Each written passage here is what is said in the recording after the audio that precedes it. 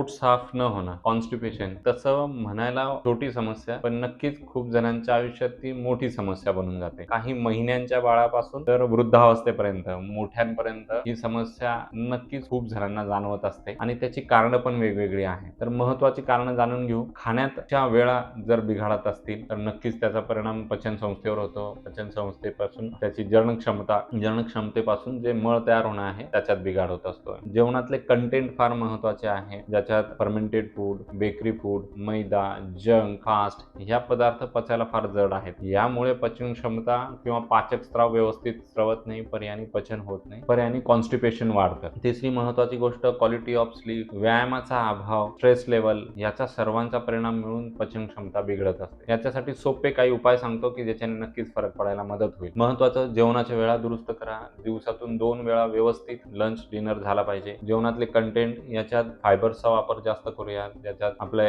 मुळा असेल, गाजर असेल, बीट असेल, काकडी असेल याचा वापर आहारात असावा. गाईच्या तुपाचा खाण्यात जर आपण वापर केला तर पचन क्षमता चांगली होऊन पोट साफ व्हायला मदत होते. नाभी पुरण फार महत्त्वाची एक आयुर्वेदिक कन्सेप्ट आहे. नाभीमध्ये तेल सोडणे, त्याच्यात एरंडेल तेल असेल किंवा तिळाचं तेल असेल, हलक्या हाताने पोटाला मसाज करणे. जेवणानंतर शतपावली करणे, याच्याने पचन क्षमता खूप चांगल्या पद्धतीने होते. नियमित व्यायाम करणे, याच्याने पण पचन क्षमता चांगली होऊन पोट साफ व्हायला मदत होते. क्वालिटी ऑफ स्लीप घ्या. ह्या 4 ते 5 गोष्टी व्यवस्थित केल्या नक्कीच पचन चांगलं होतं, पोट साफ व्हायला मदत होतं. म्हणून पुन्हा सांगतो, पोट साफ होणं किती महत्त्वाचं असेल. गट क्लिअर असेल तर आपली बॉडी क्लिअर राहते.